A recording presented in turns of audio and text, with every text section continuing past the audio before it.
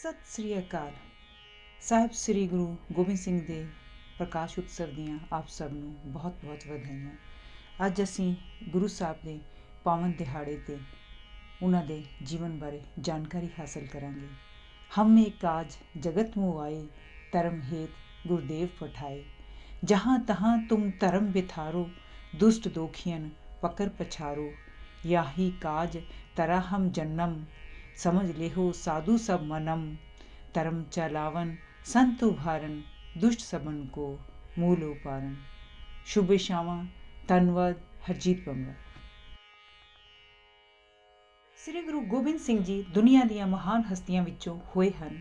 ਇਹਨਾਂ ਨੇ ਮਨੁੱਖੀ ਅਣਖ ਨੂੰ ਕਾਇਮ ਰੱਖਣ ਲਈ ਤੇ ਆਪਣੇ ਪਿਆਰੇ ਦੇਸ਼ ਨੂੰ ਗੁਲਾਮੀ ਤੋਂ ਆਜ਼ਾਦ ਕਰਾਉਣ ਲਈ ਆਪਣਾ ਸਭ ਕੁਝ ਵਾਰ ਦਿੱਤਾ।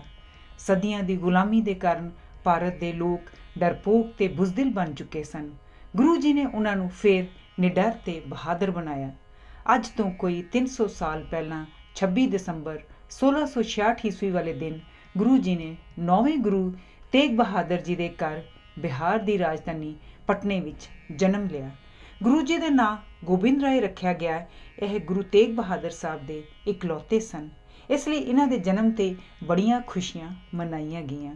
ਗੁਰੂ ਤੇਗ ਬਹਾਦਰ ਬੜੇ ਸ਼ਾਂਤ ਸੁਭਾਅ ਤੇ ਨੇਕ ਦਿਲ ਸਨ। ਉਹਨਾਂ ਨੂੰ ਬੁਰਿਆਈ ਮਿਲਣ 'ਤੇ ਉਹਨਾਂ ਦੇ ਸ਼ਰੀਕ ਉਹਨਾਂ ਨਾਲ ਈਰਖਾ ਕਰਨ ਲੱਗ ਪਏ। ਇਸ ਲਈ ਗੁਰੂ ਤੇਗ ਬਹਾਦਰ ਸਾਹਿਬ ਅਨੰਦਪੁਰ ਜਾ ਕੇ ਰਹਿਣ ਲੱਗ ਪਏ। ਇੱਥੇ ਵੀ ਉਹਨਾਂ ਦੇ ਸੰਬੰਧੀਆਂ ਨੇ ਉਹਨਾਂ ਦਾ ਖਹਿੜਾ ਨਾ ਛੱਡਿਆ। ਇਸ ਲਈ ਉਹਨਾਂ ਨੇ ਇਹ ਹੀ ਸੰਗਾ ਸਮਝਿਆ ਕਿ ਕੁਝ ਸਮੇਂ ਲਈ ਉਹ ਪੰਜਾਬ ਤੋਂ ਬਾਹਰ ਚਲੇ ਜਾਣ। ਉਹਨਾਂ ਦਾ ਖਿਆਲ ਸੀ ਕਿ ਪੰਜਾਬ ਤੋਂ ਬਾਹਰ ਜਾਣ ਨਾਲ ਇੱਕ ਤਾਂ ਉਹਨਾਂ ਦੇ ਸ਼ਰੀਕਾਂ ਦੇ ਮਨ ਵਿੱਚ ਠੰਡ ਵਰਤ ਜਾਵੇਗੀ, ਦੂਜੇ ਉਹਨਾਂ ਨੂੰ ਦੇਸ਼ ਦੇ ਦੂਰ ਇਲਾਕਿਆਂ ਵਿੱਚ ਸਿੱਖੀ ਦੇ ਪ੍ਰਚਾਰ ਕਰਨ ਦਾ ਮੌਕਾ ਮਿਲ ਜਾਏਗਾ। ਉਹ ਸਭ ਤਿਆਰੀਆਂ ਕਰਕੇ ਸਫ਼ਰ 'ਤੇ ਤੁਰ ਪਏ ਤੇ ਹੌਲੀ-ਹੌਲੀ ਪੈਂਡਾ ਕੱਟਦੇ ਅਤੇ ਸਿੱਖੀ ਦਾ ਪ੍ਰਚਾਰ ਕਰਦੇ ਹੋਏ 1664 ਈਸਵੀ ਵਿੱਚ ਪਟਨੇ ਪਹੁੰਚ ਗਏ। ਕੁਝ ਸਮਾਂ ਉੱਥੇ ਰਹਿ ਕੇ ਉਹ ਬੰਗਾਲ ਤੇ ਅਸਾਮ ਦੀ ਯਾਤਰਾ 'ਤੇ ਤੁਰ ਪਏ। ਉਹ ਆਪਣੀ ਮਾਤਾ ਨਾਨਕੀ ਜੀ ਤੇ ਪਤਨੀ ਗੁਜਰੀ ਜੀ ਨੂੰ ਪਟਨੇ ਛੱਡ ਗਏ। ਪਰ ਗੁਰੂ ਜੀ ਉਸ ਵੇਲੇ ਅਸਾਮ ਵਿੱਚ ਸਨ ਜਦੋਂ ਉਹਨਾਂ ਨੂੰ ਗੁਰੂ ਗੋਬਿੰਦ ਸਿੰਘ ਜੀ ਦੇ ਜਨਮ ਦੀ ਖਬਰ ਮਿਲੀ। ਕੁਝ ਚਿਰ ਪਿੱਛੋਂ ਗੁਰੂ ਤੇਗ ਬਹਾਦਰ ਪਟਨੇ ਵਾਪਸ ਆਏ ਤਾਂ ਗੁਰੂ ਗੋਬਿੰਦ ਸਿੰਘ ਦੀ ਉਮਰ 11 ਮਹੀਨਿਆਂ ਦੀ ਸੀ। ਉਹ ਟੱਬਰ ਨੂੰ ਅਨੰਦਪੁਰ ਵਾਪਸ ਲੈ ਜਾਣਾ ਚਾਹੁੰਦੇ ਸਨ, ਪਰ ਉਹਨਾਂ ਦੀ ਮਾਤਾ ਜੀ ਨੇ ਸਲਾਹ ਦਿੱਤੀ ਕਿ ਸਾਹਿਬਜ਼ਾਦਾ ਜੀ ਨੂੰ ਵੇਖ ਕੇ ਉਹਨਾਂ ਦੇ ਸ਼ਰੀਕ ਹੋਰ ਵੀ ਸਾੜਾ ਕਰਨਗੇ। ਇਸ ਲਈ ਗੁਰੂ ਜੀ ਸਾਹਿਬਜ਼ਾਦੇ ਨੂੰ ਥੋੜ੍ਹੇ ਚਿਰ ਲਈ ਪਟਨੇ ਵਿੱਚ ਛੱਡ ਜਾਣ। ਗੁਰੂ ਜੀ ਇਹ ਸਲਾਹ ਮੰਨ ਕੇ ਇਕੱਲੇ ਹੀ ਅਨੰਦਪੁਰ ਮੁੜ ਆਏ। ਬਚਪਨ ਦੇ ਚੋਜ। ਗੁਰੂ ਗੋਬਿੰਦ ਸਿੰਘ ਜੀ ਦੇ ਬਚਪਨ ਦੇ ਪਹਿਲੇ 5 ਸਾਲ ਪਟਨੇ ਵਿੱਚ ਹੀ ਲੰਘੇ। ਇਹਨਾਂ ਦੀ ਨਿਰਾਲੀ ਛਵੀ ਤੇ ਸੁੰਦਰਤਾ ਸਭ ਨੂੰ ਮੋਹ ਲੈਂਦੀ ਸੀ ਕਿ ਸ਼ਹਿਰ ਦੇ ਹਿੰਦੂ ਕੀ ਮੁਸਲਮਾਨ ਸਭ ਇਹਨਾਂ ਨੂੰ ਪਿਆਰ ਕਰਦੇ ਸਨ। ਇਸ ਸਮੇਂ ਪਟਨੇ ਵਿੱਚ ਬਿਰਧ ਪੰਡਤ ਰਹਿੰਦਾ ਸੀ। ਇਸ ਦਾ ਨਾਂ ਸ਼ਿਵਦੱਤ ਸੀ। ਇਹ ਬੜਾ ਵਿਦਵਾਨ ਤੇ ਧਰਮਾਤਮਾ ਸੀ। ਉਹ ਆਪਣਾ ਸਾਰਾ ਸਮਾਂ ਗੰਗਾ ਨਦੀ ਦੇ ਕੰਢੇ ਬੰਦਗੀ ਵਿੱਚ ਕੱਟਦਾ ਸੀ। ਉਹਦੇ ਮਨ ਵਿੱਚ ਪਰਮਾਤਮਾ ਨੂੰ ਪਾਉਣ ਦੀ ਬੜੀ ਤਾਂਘ ਸੀ, ਪਰ ਉਹਨੂੰ ਪ੍ਰਾਪਤੀ ਨਹੀਂ ਸੀ ਹੁੰਦੀ। ਇਸ ਲਈ ਉਸਦਾ ਮਨ ਉਚਾਟ ਰਹਿੰਦਾ ਸੀ। ਹਰ ਰੋਜ਼ ਵਾਂਗ ਇੱਕ ਦਿਨ ਉਹ ਗੰਗਾ ਦੇ ਕੰਢੇ ਸਮਾਧੀ ਲਈ ਬੈਠਾ ਸੀ। ਅਚਾਨਕ ਇੱਕ ਨਿੱਕਾ ਜਿਹਾ ਸੁੰਦਰ ਬਾਲਕ ਉਸਦੇ ਲਾਗੇ ਆ ਕੇ ਬੜੀ ਮਿੱਠੀ ਆਵਾਜ਼ ਵਿੱਚ ਕਹਿਣ ਲੱਗਾ, ਪੰਡਤ ਜੀ ਝਾਤ। ਜਦ ਪੰਡਤ ਜੀ ਨੇ ਅੱਖਾਂ ਖੋਲੀਆਂ ਤਾਂ ਗੁਰੂ ਜੀ ਦੀ ਮਨਮੋਹਣੀ ਸੂਰਤ ਵੇਖ ਕੇ ਉਹਨਾਂ ਦਾ ਮਨ ਸ਼ਾਂਤ ਹੋ ਗਿਆ। ਉਸਨੇ ਮਹਿਸੂਸ ਕੀਤਾ ਕਿ ਜਿਸ ਪਿਆਰੇ ਦੀ ਭਾਲ ਉਹ ਮੁੱਦਤਾਂ ਤੋਂ ਕਰ ਰਿਹਾ ਸੀ, ਉਸਨੇ ਬਾਲ ਗੁਰੂ ਦੇ ਰੂਪ ਵਿੱਚ ਪ੍ਰਤੱਖ ਦਰਸ਼ਨ ਦਿੱਤੇ ਹਨ। ਪੰਡਤ ਦਾ ਚਿੱਤ ਖਿੜ ਗਿਆ। ਉਹਨੇ ਗੁਰੂ ਜੀ ਨੂੰ ਪ੍ਰਣਾਮ ਕੀਤਾ ਤੇ ਉਹਨਾਂ ਦਾ ਨਾਂ ਬਾਲਾ ਪ੍ਰੀਤਮ ਰੱਖ ਦਿੱਤਾ। ਉਸ ਨੂੰ ਪੂਰਾ ਯਕੀਨ ਸੀ ਕਿ ਗੁਰੂ ਜੀ ਪਰਮਾਤਮਾ ਦਾ ਰੂਪ ਹਨ। ਪਟਨੇ ਵਿੱਚ ਹੀ ਫਤਿਹ ਚੰਦ ਨਾਂ ਦਾ ਇੱਕ ਰਾਜਾ ਰਹਿੰਦਾ ਸੀ। ਉਹ ਤੇ ਉਹਦੀ ਪਤਨੀ ਦੋਵੇਂ ਪਰਮਾਤਮਾ ਦੇ ਪਿਆਰੇ ਸਨ। ਉਹਨਾਂ ਪਾਸ ਦੁਨਿਆਵੀ ਸੁੱਖ ਹਰਾਮ ਦੀਆਂ ਸਭ ਚੀਜ਼ਾਂ ਸਨ, ਪਰ ਫਿਰ ਵੀ ਉਹ ਅੰਦਰੋਂ ਦੁਖੀ ਸਨ ਕਿਉਂਕਿ ਉਹਨਾਂ ਦੇ ਘਰ ਕੋਈ ਔਲਾਦ ਨਹੀਂ ਸੀ। ਉਹਨਾਂ ਨੇ ਔਲਾਦ ਦੀ ਖਾਤਰ ਬੜਾ ਤਪ ਕੀਤਾ, ਪਰ ਉਹਨਾਂ ਦੀ ਇੱਛਾ ਪੂਰੀ ਨਾ ਹੋਈ। ਉਹਨਾਂ ਨੇ ਪੰਡਤ ਸ਼ਿਵਦੱਤ ਨੂੰ ਔਲਾਦ ਲਈ ਪ੍ਰਾਰਥਨਾ ਕਰਨ ਦੀ ਬੇਨਤੀ ਕੀਤੀ। ਪੰਡਤ ਜੀ ਨੇ ਉਹਨਾਂ ਨੂੰ ਕਿਹਾ, ਤੁਸੀਂ ਸੱਚੇ ਦਿਲੋਂ ਅਰਦਾਸ ਕਰੋ, ਪਰਮਾਤਮਾ ਤੁਹਾਡੀ ਜ਼ਰੂਰ ਸੁਣੇਗਾ ਤੇ ਪੁੱਤਰ ਦੀ ਬਖਸ਼ਿਸ਼ ਕਰੇਗਾ। ਪੰਡਤ ਸ਼ਿਵਦੱਤ ਦੀ ਸਲਾਹ 'ਤੇ ਚੱਲ ਕੇ ਉਹ ਰਾਤ ਦਿਨ ਅਰਦਾਸਾਂ ਕਰਨ ਵਿੱਚ ਜੁਟੇ ਰਹਿੰਦੇ ਤੇ ਉਡੀਕਦੇ ਕਿ ਕਦੋਂ ਉਹ ਸੁਭਾਗ ਦਿਹਾੜਾ ਆਏਗਾ ਜਦ ਉਹ ਪੁੱਤਰ ਦਾ ਮੂੰਹ ਵੇਖਣਗੇ। ਇੱਕ ਦਿਨ ਰਾਣੀ ਅੱਖਾਂ ਮੀਟ ਕੇ ਸਮਾਧੀ ਲਈ ਬੈਠੀ ਸੀ। ਅਚਾਨਕ ਕਿਸੇ ਦੇ ਨਿੱਕੇ ਹੱਥਾਂ ਨੇ ਪਿੱਛੋਂ ਉਹਦੇ ਗਲ ਨੂੰ ਆ ਗਲਵੱਕੜੀ ਪਾਈ ਤੇ ਬੜੀ ਮਿੱਠੀ ਆਵਾਜ਼ ਵਿੱਚ ਕਿਹਾ, ਮਾਤਾ ਅੱਖਾਂ ਖੋਲ, ਮੈਂ ਆ ਗਿਆ ਹਾਂ। ਜਦ ਰਾਣੀ ਨੇ ਅੱਖਾਂ ਖੋਲੀਆਂ ਤਾਂ ਕੀ ਵੇਖਦੀ ਹੈ ਕਿ ਇੱਕ ਅਤੀ ਸੁੰਦਰ ਬਾਲਕ ਉਹਦੇ ਸਾਹਮਣੇ ਖੜਾ ਹੈ। ਉਹਦੀ ਵੇਖਦਿਆਂ ਹੀ ਪੁੱਤਰ ਲਈ ਤ੍ਰਿਸ਼ਨਾ ਮਿਟ ਗਈ, ਬਲਕਿ ਉਹਦੀ ਆਤਮਾ ਨੂੰ ਸ਼ਾਂਤੀ ਮਿਲ ਗਈ। ਗੁਰੂ ਜੀ ਕਹਿਣ ਲੱਗੇ, ਮਾਤਾ ਅੰਦਰ ਰੱਖੇ ਪੂਰੀਆਂ ਛੋਲੇ ਲਿਆ ਦਿਓ, ਬੜੀ ਭੁੱਖ ਲੱਗੀ ਹੋਈ ਏ। ਰਾਣੀ ਨੇ ਖੁਸ਼ੀ ਖਾਣਾ ਪਰੋਸ ਕੇ ਗੁਰੂ ਜੀ ਅੱਗੇ ਲਿਆ ਰੱਖਿਆ ਤੇ ਗੁਰੂ ਜੀ ਨੇ ਬੜੇ ਪਿਆਰ ਨਾਲ ਖਾਧਾ। ਇਸ ਪਿੱਛੋਂ ਗੁਰੂ ਜੀ ਹਰ ਰੋਜ਼ ਆਪਣੇ ਸਾਥੀਆਂ ਸਮੇਤ ਰਾਜਾ ਫਤਿਹ ਚੰਦ ਦੇ ਮਹੱਲ ਵਿੱਚ ਆਉਂਦੇ ਤੇ ਖੂਬ ਰੌਣਕ ਮੇਲਾ ਲਾਉਂਦੇ। ਕਦੀ ਕਦੀ ਉਹ ਆਪਣੇ ਨਿੱਕੇ ਨਿੱਕੇ ਹੱਥਾਂ ਨਾਲ ਬਾਗ ਵਿੱਚ ਬੂਟੇ ਵੀ ਲਾਉਂਦੇ। ਗੁਰੂ ਜੀ ਦੇ ਹੱਥਾਂ ਦੇ ਲੱਗੇ ਕਈ ਬੂਟੇ ਹਾਲੇ ਵੀ ਉਸ ਬਾਗ ਵਿੱਚ ਲੱਗੇ ਹੋਏ ਹਨ। ਨਿਡਰਤਾ। ਗੁਰੂ ਜੀ ਛੋਟੇ ਹੁੰਦਿਆਂ ਤੋਂ ਹੀ ਬੜੇ ਨਿਡਰ ਸਨ। ਉਹ ਸ਼ਹਿਰ ਦੇ ਸਭ ਮੁੰਡਿਆਂ ਨੂੰ ਅੱਗੇ ਲਾ ਕੇ ਰੱਖਿਆ ਹੋਇਆ ਸੀ। ਉਹਨਾਂ ਨੂੰ ਟੋਲੀਆਂ ਵਿੱਚ ਵੰਡ ਕੇ ਉਹ ਝੂਠ ਮੂਠ ਦੀਆਂ ਲੜਾਈਆਂ ਲੜਦੇ ਹੁੰਦੇ ਸਨ। ਇੱਕ ਵਾਰੀ ਜਦ ਪਟਨੇ ਦੇ ਨਵਾਬ ਦੀ ਸਵਾਰੀ ਉਸ ਪਾਸਿਓਂ ਲੰਘ ਰਹੀ ਸੀ ਜਿੱਥੇ ਗੁਰੂ ਜੀ ਆਪਣੇ ਸਾਥੀਆਂ ਨਾਲ ਖੇਡ ਰਹੇ ਸਨ, ਤਾਂ ਨਵਾਬ ਦੇ ਅਹਿਲਕਾਰਾਂ ਨੇ ਉਹਨਾਂ ਸਾਰਿਆਂ ਨੂੰ ਕਿਹਾ, ਮੁੰਡਿਓ, ਨਵਾਬ ਸਾਹਿਬ ਦੀ ਸਵਾਰੀ ਲੰਘ ਰਹੀ ਏ, ਸਾਰੇ ਜਣੇ ਉਹਨੂੰ ਝੁਕ ਕੇ ਸਲਾਮ ਕਰੋ।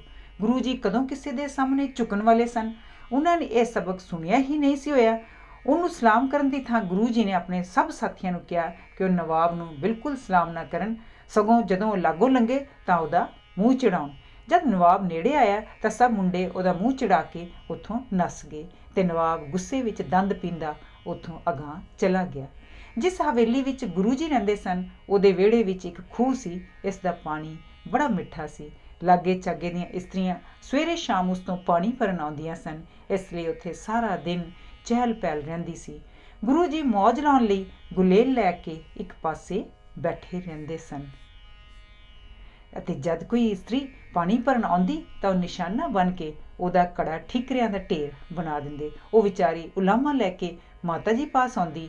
ਮਾਤਾ ਜੀ ਉਹਨੂੰ ਕੜੇ ਦੀ ਕੀਮਤ ਦੇ ਕੇ ਚੁੱਪ ਕਰਾ ਦਿੰਦੇ ਤੇ ਗੁਰੂ ਜੀ ਨੂੰ ਮੁੜ ਇਸ ਤਰ੍ਹਾਂ ਦੀ ਸ਼ਰਾਰਤ ਕਰਨ ਤੋਂ ਵਰਜਦੇ। ਪਰ ਗੁਰੂ ਜੀ ਦੇ ਮਨਾ ਤੇ ਗੁਰੂ ਜੀ ਨੂੰ ਮੁੜ ਇਸ ਤਰ੍ਹਾਂ ਦੀ ਸ਼ਰਾਰਤ ਕਰਨ ਤੋਂ ਵਰਜਦੇ ਪਰ ਗੁਰੂ ਜੀ ਦੇ ਮਨਾ ਨਾ ਹੋਏ। ਆਖਰ ਤੰਗ ਆ ਕੇ ਉਹਨਾਂ ਇਸਤਰੀਆਂ ਨੇ ਪਿੱਤਲ ਦੀਆਂ ਗਾਗਰਾਂ ਲਿਆਉਣੀਆਂ ਸ਼ੁਰੂ ਕਰ ਦਿੱਤੀਆਂ।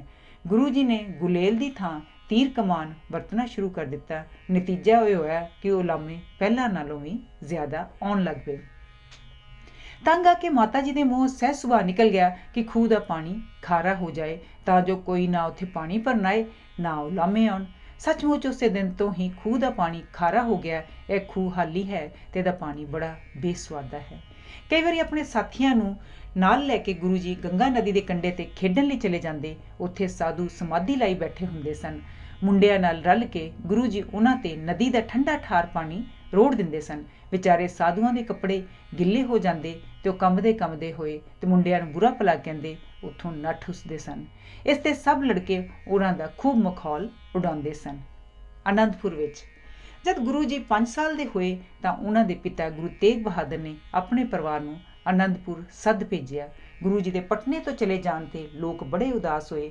ਉਹਨਾਂ ਨੂੰ ਇੰਜ ਲੱਗਾ ਜਿਵੇਂ ਪਟਨੇ ਦੀ ਰੌਣਕ ਗੁਰੂ ਜੀ ਆਪਣੇ ਨਾਲ ਹੀ ਲੈ ਗਏ ਹਨ। ਆਨੰਦਪੁਰ ਪਹੁੰਚਦਿਆਂ ਗੁਰੂ ਜੀ ਦੇ ਪਰਿਵਾਰ ਨੂੰ 5 ਮਹੀਨੇ ਲੱਗ ਗਏ। ਉੱਥੇ ਉਹਨਾਂ ਦਾ ਸ਼ਾਹੀ ਸਵਾਗਤ ਕੀਤਾ ਗਿਆ। ਗੁਰੂ ਤੇਗ ਬਹਾਦਰ ਨੇ ਗੁਰੂ ਗੋਬਿੰਦ ਸਿੰਘ ਜੀ ਦੀ ਸਿੱਖਿਆ ਦਾ ਯੋਗ ਪ੍ਰਬੰਧ ਕਰ ਦਿੱਤਾ। ਸਾਹਿਬ ਚੰਦ ਗ੍ਰੰਥੀ ਨੇ ਉਹਨਾਂ ਨੂੰ ਗੁਰਮੁਖੀ ਸਿਖਾਉਣੀ ਸ਼ੁਰੂ ਕਰ ਦਿੱਤੀ। ਉਹ ਛੋਟੀ ਉਮਰ ਵਿੱਚ ਹੀ ਸ੍ਰੀ ਗੁਰੂ ਗ੍ਰੰਥ ਸਾਹਿਬ ਪੜ੍ਹਨ ਲੱਗ ਪਏ। ਉਹਨਾਂ ਨੂੰ ਬਹੁਤ ਸਾਰੀ ਬਾਣੀ ਵੀ ਜ਼ਬਾਨੀ ਯਾਦ ਹੋ ਗਈ। ਨਾਲ ਉਹ ਕਾਜ਼ੀ ਪੀਰ ਮੁਹੰਮਦ ਪਾਸੋਂ ਫਾਰਸੀ ਪੜ੍ਹਨੀ ਸ਼ੁਰੂ ਕਰ ਦਿੱਤੀ। ਇਸ ਪਿੱਛੋਂ ਉਹਨਾਂ ਨੇ ਸੰਸਕ੍ਰਿਤ ਵਿੱਚ ਵੀ ਕਾਫੀ ਮੁਹਾਰਤ ਹਾਸਲ ਕਰ ਲਈ।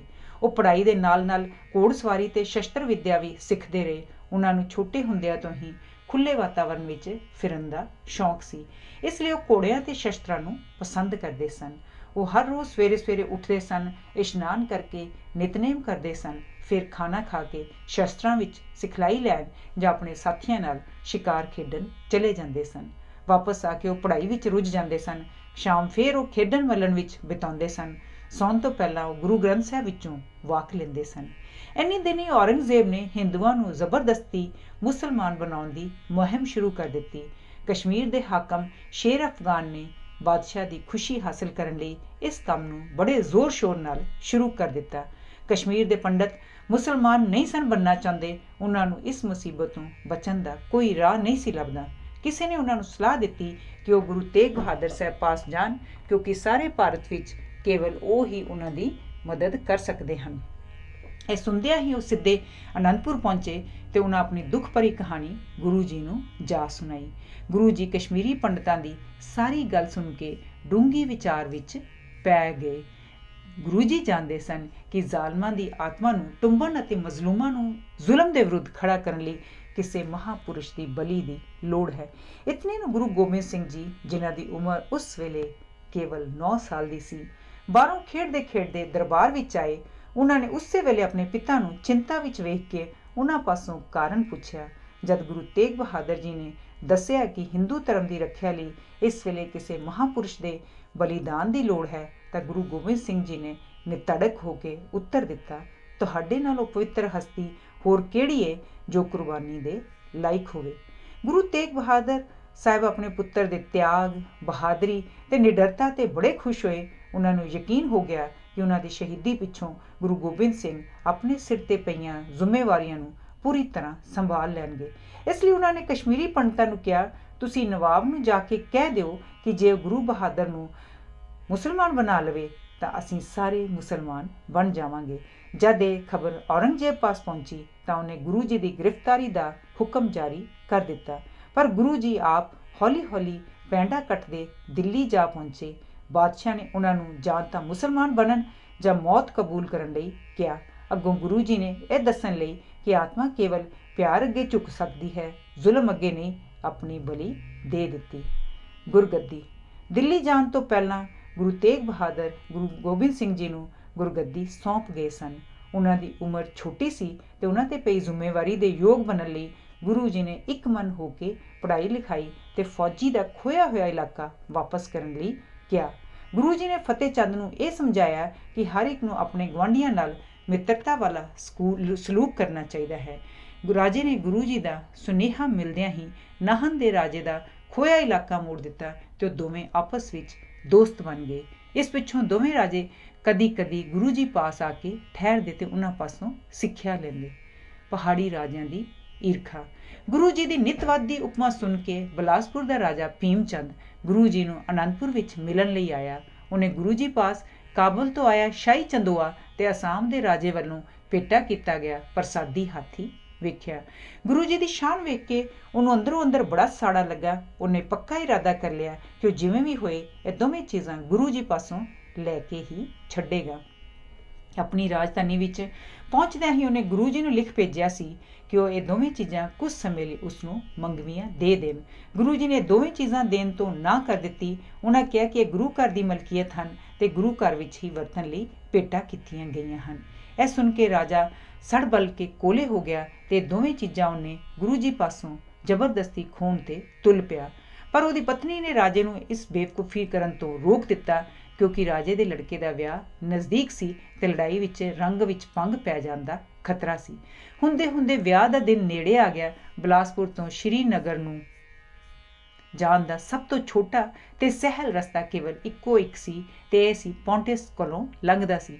ਭੀਮ ਚੰਦ ਨੂੰ ਆਪਣੀ ਪਿਛਲੀ ਕਰਤੂਤ ਕਰਕੇ ਸ਼ੱਕ ਸੀ ਕਿ ਸ਼ਾਇਦ ਲੰਘਣ ਲੱਗਿਆ ਗੁਰੂ ਜੀ ਜੰਝ ਦਾ ਰਸਤਾ ਰੋਕ ਲੈਣ ਤੇ ਉਹਨੂੰ ਵਕਤ ਸਿਰ ਸ਼੍ਰੀਨਗਰ ਨਾ ਪਹੁੰਚਣ ਦੇਣ।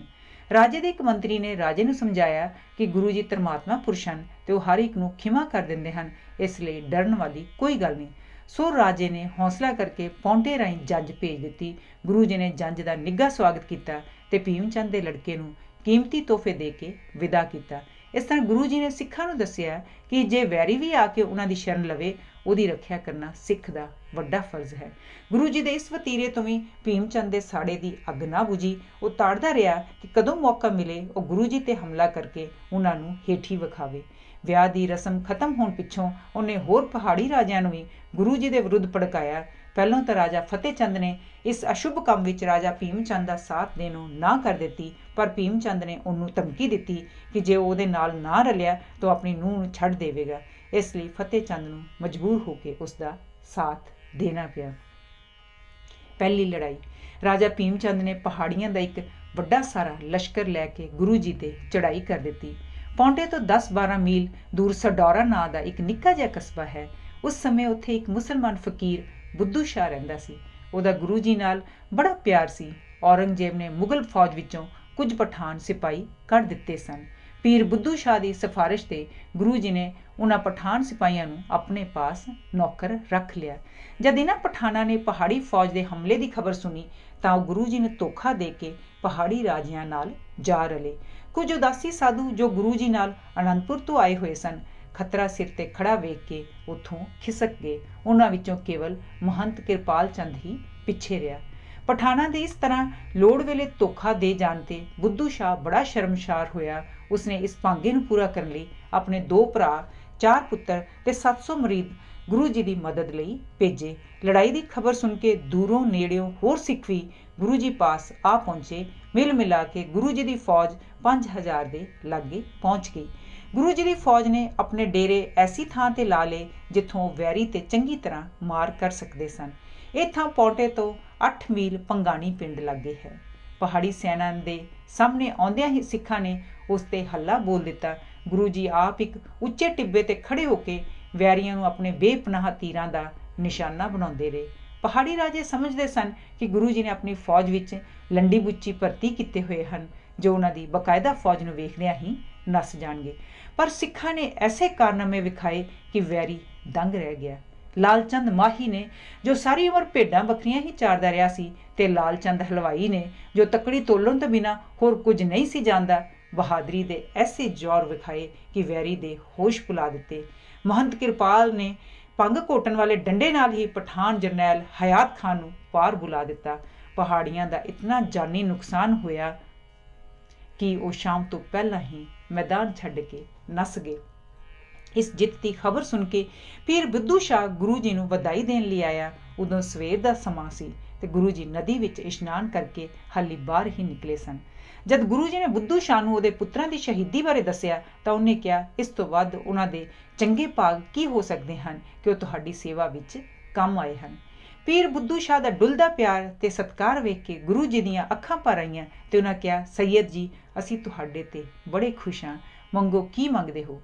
ਗੁਰੂ ਜੀ ਉਸ ਵੇਲੇ ਆਪਣੇ ਕੇਸਾਂ ਨੂੰ ਕੰਘਾ ਕਰ ਰਹੇ ਸਨ। ਪੀਰ ਬੁੱਧੂ ਸ਼ਾਹ ਨੇ ਬੇਨਤੀ ਕੀਤੀ, ਮਹਾਰਾਜ, ਜੇ ਮੇਰੇ ਤੇ ਤੁੱਠੇ ਹੋ ਤਾਂ ਕੰਘੇ ਵਿੱਚ ਅੜੇ ਹੋਏ ਕੇਸਾਂ ਸਮੇਤ ਆਪਣਾ ਕੰਘਾ ਬਖਸ਼ ਦਿਓ। ਗੁਰੂ ਜੀ ਨੇ ਉਹ ਕੰਘਾ ਤੇ ਇੱਕ ਹੁਕਮਨਾਮਾ ਬੁੱਧੂ ਸ਼ਾਹ ਨੂੰ ਦਿੱਤਾ। ਸਾਹਿਤ ਦੀ ਰਚਨਾ। ਪੰਗਾਣੀ ਦੀ ਜਿੱਤ ਪਿੱਛੋਂ ਗੁਰੂ ਜੀ ਅਨੰਦਪੁਰ ਮੁੜ ਆਏ। ਇਸ ਜਿੱਤ ਦੀ ਖਬਰ ਜਲਦੀ ਹੀ ਦੂਰ ਦੂਰ ਤੱਕ ਫੈਲ ਗਈ। ਲੋਕ ਹਜ਼ਾਰਾਂ ਦੀ ਗਿਣਤੀ ਵਿੱਚ ਗੁਰੂ ਜੀ ਦੇ ਦਰਸ਼ਨਾਂ ਨੂੰ ਆਉਣ ਲੱਗ ਪਏ। ਇਹਨਾਂ ਵਿੱਚੋਂ ਕਈ ਉੱਥੇ ਹੀ ਵਸ ਗਏ। ਇਸ ਕਾਰਨ ਅਨੰਦਪੁਰ ਵਿੱਚ ਗਹਿਮਾ ਗਹਿਮ ਹੋ ਗਈ। ਹਿੰਦੂ ਗੁਰੂ ਜੀ ਨੂੰ ਆਪਣਾ ਰਖਵਾਲਾ ਸਮਝਣ ਲੱਗ ਪਏ ਤੇ ਸਾਰੇ ਉਹਨਾਂ ਨੂੰ ਸੱਚਾ ਪਾਤਸ਼ਾਹ ਕਹਿ ਕੇ ਸੱਦਣ ਲੱਗ ਪਏ। ਗੁਰੂ ਜੀ ਨੇ ਇਹ ਗੱਲ ਚੰਗੀ ਤਰ੍ਹਾਂ ਸਮਝਦੇ ਸਨ ਕਿ ਕੌਮ ਦੀ ਉਸਾਰੀ ਵਿੱਚ ਸਾਹਿਤ ਇੱਕ ਮਹਾਨ ਸਥਾਨ ਰੱਖਦਾ ਹੈ। ਸਰੀਰ ਦੀ ਪਾਲਣਾ ਦੇ ਨਾਲ ਨਾਲ ਆਏ ਤੇ ਤੀਜੇ ਸਿਰ ਦੀ ਮੰਗ ਕੀਤੀ। ਇਸ ਵਾਰੀ ਗੁਰੂ ਜੀ ਦਾ ਚਿਹਰਾ ਪਹਿਲਾਂ ਨਾਲੋਂ ਵੀ ਭਿਆਨਕ ਸੀ। ਉੱਥੇ ਬੈਠੀ ਸੰਗਤ ਵਿੱਚੋਂ ਕਈ ਸਿੱਖ ਖਿਸਕਣੇ ਸ਼ੁਰੂ ਹੋ ਗਏ। ਕਈਆਂ ਨੇ ਮਾਤਾ ਜੀ ਪਾਸ ਜਾ ਸ਼ਿਕਾਇਤ ਕੀਤੀ, ਪਰ ਗੁਰੂ ਜੀ ਨੇ ਮਾਤਾ ਜੀ ਦੇ ਕਹੇ ਦੀ ਕੋਈ ਪਰਵਾਹ ਨਾ ਕੀਤੀ। ਆਖਰ ਦਵਾਰਕਾ ਦਾ ਰਹਿਣ ਵਾਲਾ ਇੱਕ ਸ਼ਿੰਬਾ, ਜਿਸ ਦਾ ਨਾਮ ਮੋਹਕਮ ਚੰਦ ਸੀ, ਉੱਠਿਆ ਤੇ ਗੁਰੂ ਜੀ ਦੇ ਵਿੱਚ ਆਪਣਾ ਸੀਸ ਭੇਟ ਕਰ ਦਿੱਤਾ।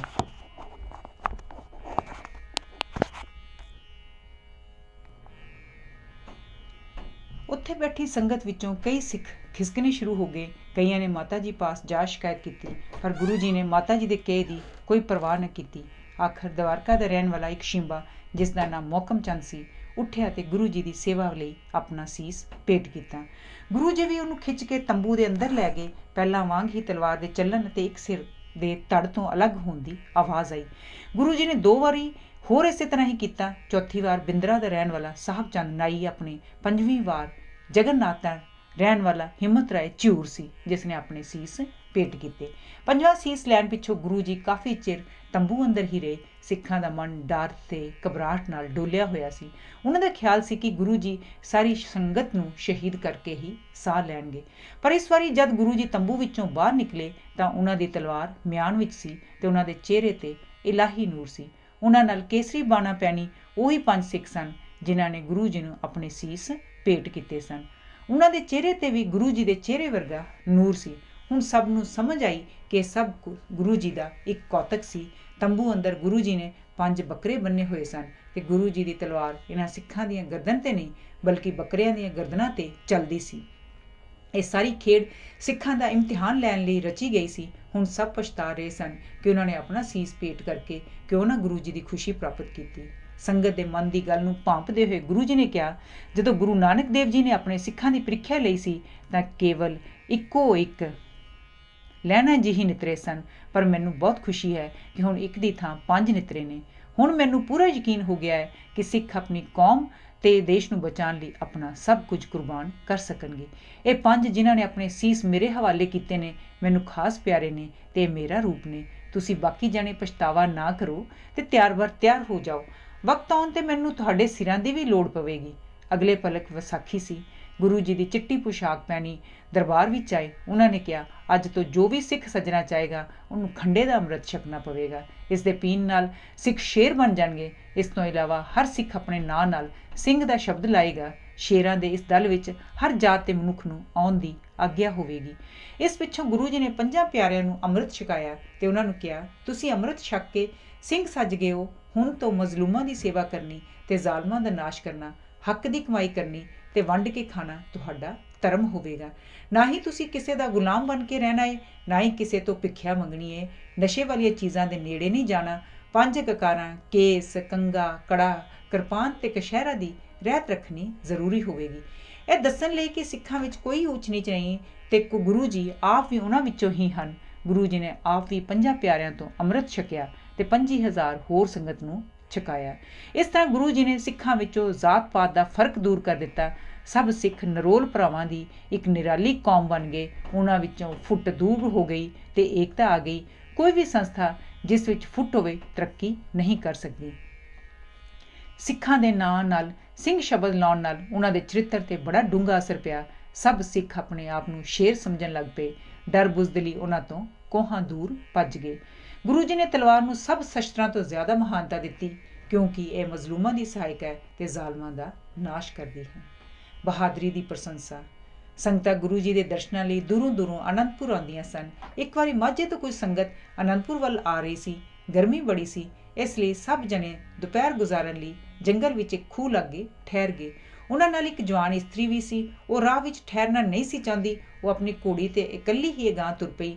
ਹਾਲੀ ਉਹ ਕੁਝ ਦੂਰ ਹੀ ਗਈ ਸੀ ਕਿ ਕੁਝ ਉਚੱਕਿਆਂ ਨੇ ਉਹਦਾ ਰਾਹ ਰੋਕ ਲਿਆ, ਪਰ ਉਹ ਜ਼ਰਾ ਵੀ ਨਾ ਘਬਰਾਈ। ਉਹਨੇ ਆਪਣਾ ਸੋਨੇ ਦਾ ਕੜਾ ਲਾ ਕੇ ਉਹਨਾਂ ਵੱਲ ਸੁੱਟ ਦਿੱਤਾ। ਜਿਵੇਂ ਹੀ ਇੱਕ ਡਾਕੂ ਕੜਾ ਚੁੱਕਣ ਲਈ ਥੱਲੇ ਨੂੰ ਚੁੱਕਿਆ, ਉਸ ਇਸਤਰੀ ਨੇ ਬਿਜਲੀ ਦੀ ਤੇਜ਼ੀ ਨਾਲ ਉਸ ਡਾਕੂ ਦਾ ਸਿਰ ਲਾ ਕੇ ਰੱਖ ਦਿੱਤਾ। ਬਾਕੀ ਦੇ 3 ਡਾਕੂ ਕੁਝ ਘਬਰਾ ਗਏ। ਉਹਨਾਂ ਦੇ ਤਲਵਾਰਾਂ ਮਿਆਨ ਵਿੱਚ ਵਾਰ ਕੱਢਣ ਤੋਂ ਪਹਿਲਾਂ ਹੀ ਉਸ ਬਹਾਦਰ ਇਸਤਰੀ ਨੇ ਦੋਹਾਂ ਨੂੰ ਪਾਰ ਬੁਲਾ ਦਿੱਤਾ। ਤੀਜਾ ਸਖਤ ਜ਼ਖਮੀ ਹੋ ਕੇ ਉੱਥੋਂ ਨੱਸ ਗਿਆ। ਇਤਨੇ ਨੂੰ ਬਾਕੀ ਦੀ ਸੰਗਤ ਵੀ ਉੱਥੇ ਆ ਪਹੁੰਚੀ। ਸਭ ਜਣੇ ਇਸ ਇਸਤਰੀ ਦੀ ਦਲੇਰੀ ਤੇ ਬਹਾਦਰੀ ਤੇ ਆਸ਼ਾਸ਼ ਕਰ ਉੱਠੇ। ਅਨੰਦਪੁਰ ਪਹੁੰਚਣ ਤੇ ਖਬਰ ਕੰਨੋ ਕੰਨੀ ਫੈਲ ਗਈ। ਜਦ ਇਸ ਬਾਰੇ ਗੁਰੂ ਜੀ ਨੂੰ ਪਤਾ ਲੱਗਾ ਤਾਂ ਉਹ ਬੜੇ ਪ੍ਰਸੰਨ ਹੋਏ ਤੇ ਉਹਨਾਂ ਨੇ ਇਸ ਇਸਤਰੀ ਦੇ ਕਾਰਨਾਮੇ ਦੀ ਬੜੀ ਤਾਰੀਫ ਕੀਤੀ। ਸੰਗਤ ਵਿੱਚੋਂ ਇੱਕ ਸਿੱਖ ਨੇ ਉਸ ਇਸਤਰੀ ਦੀ ਨਿੰਦਿਆ ਕਰਦਿਆਂ ਕਿਹਾ ਕਿ ਕਿਸੇ ਗੈਰ ਮਨੁੱਖ ਨਾਲ ਟਾਕਰਾ ਕਰਨਾ ਇਸਤਰੀ ਨੂੰ ਭ੍ਰਿਸ਼ਟ ਕਰ ਦਿੰਦਾ ਹੈ। ਗੁਰੂ ਜੀ ਨੇ ਉਸ ਸਿੱਖ ਨੂੰ ਕੋਲ ਬੁਲਾ ਕੇ ਸਖਤ ਝਾੜ ਪਾਈ ਤੇ ਕਿਹਾ ਕਿ ਹਰ ਇੱਕ ਮਨੁੱਖ ਦਾ, ਭਾਵੇਂ ਉਹ ਆਦਮੀ ਹੋਵੇ ਜਾਂ ਇਸਤਰੀ, ਇਹ ਫਰਜ਼ ਹੈ ਕਿ ਬਚਾ ਲਈ ਉਹ ਸ਼ਸਤਰ ਦੀ ਵਰਤੋਂ ਕਰੇ। ਉਸ ਇਸਤਰੀ ਦੀ ਤਾਰੀਫ ਕਰਦਿਆਂ ਉਹਨਾਂ ਕਿਹਾ ਕਿ ਉਹਨੇ ਨਾ ਕੇਵਲ ਆਪਣੀ ਹੀ ਇੱਜ਼ਤ ਬਚਾਈ ਹੈ, ਬਲਕਿ ਬਾਕੀ ਔਰਤਾਂ ਲਈ ਵੀ ਇੱਕ ਸ਼ਾਨਦਾਰ ਮਿਸਾਲ ਕਾਇਮ ਕੀਤੀ ਹੈ। ਉਹਨਾਂ ਕਿਹਾ, ਬੇਟਾ, ਮੈਂ ਤੇਰੀ ਬਹਾਦਰੀ ਤੇ ਬੜਾ ਖੁਸ਼ ਹਾਂ। ਮੈਂ ਚਾਹੁੰਦਾ ਹਾਂ ਕਿ ਬਾਕੀ ਇਸਤਰੀਆਂ ਵੀ ਤੇਰੀ ਮਿਸਾਲ ਤੇ ਚੱਲਣ। ਇਸੇ ਤਰ੍ਹਾਂ ਇੱਕ ਵਾਰੀ ਸਿੱਖਾਂ ਦੀ ਮੁਸਲਮਾਨ ਸਿਪਾਹੀਆਂ ਦੇ ਇੱਕ ਦਸਤੇ ਨਾਲ ਅਚਾਨਕ ਟੱਕਰ ਹੋ ਪਈ। ਮੁਸਲਮਾਨ ਸਰਦਾਰ ਆਪਣੀਆਂ ਬੇਗਮਾਂ ਨੂੰ ਲੜਾਈ ਤੇ ਆਮ ਤੌਰ ਤੇ ਆਪਣੇ ਨਾਲ ਹੀ ਰੱਖਦੇ ਸਨ। ਇਸ ਮੁਸਲਮਾਨ ਸਰਦਾਰ ਦੀ ਬੇਗਮ ਵੀ ਇਸ ਝੜਪ ਸਮੇਂ ਉਸਦੇ ਨਾਲ ਹੀ ਸੀ। ਮੁਗਲ ਸਿਪਾਹੀਆਂ ਨੂੰ ਹਾਰ ਹੋਈ ਤੇ ਉੱਥੋਂ ਨੱਸ ਗਏ। ਮੁਗਲ ਸਰਦਾਰ ਦੀ ਵਹੁਟੀ ਪਾਲਕੀ ਵਿੱਚ ਪਿੱਛੇ ਹੀ ਰਹਿ ਗਈ। ਉਹ ਵਿਚਾਰੀ ਡਰ ਰਹੀ ਸੀ ਕਿ ਸਿੱਖਾਂ ਨੇ ਪਤਾ ਨਹੀਂ ਉਹਦੇ ਨਾਲ ਕੀ ਸਲੂਕ ਕਰਨਾ ਹੈ।